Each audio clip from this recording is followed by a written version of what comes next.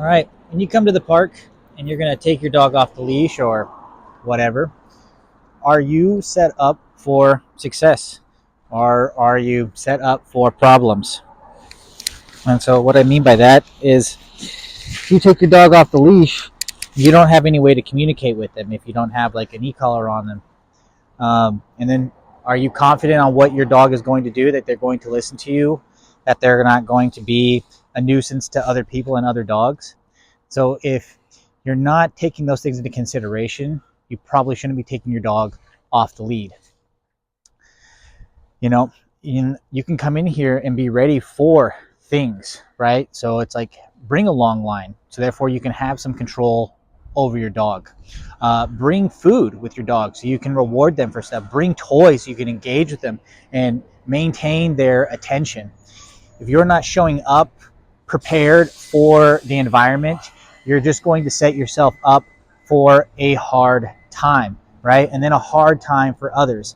And again, when you're out with your dog, you need to think about safety for your dog, safety for other people, their dogs, kids, even other like kind of animals, right? I'll let Polga chase a squirrel, but I know I can call her back. I'm here at this park regularly, and it's like I see the same guy making the same mistake of, he comes in here, his dog, he lets the dog off the leash and it beelines it to other people and their dogs. And it's like they're sitting on a blanket, just chilling out, and then they got this big ass dog coming up and him getting into their space. And he has no control over this dog, yet he continuously repeats the same behavior, knowing that the dog is going to do that. And he could save himself a lot of trouble by just having a leash on his dog, a long line. He can let his dog move around on a long line. The dog will greatly enjoy that.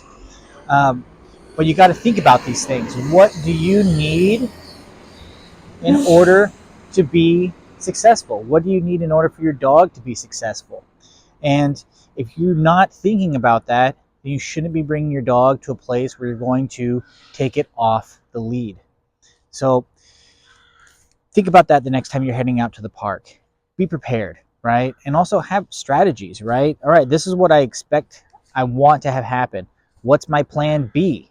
All right, can I do plan B safely?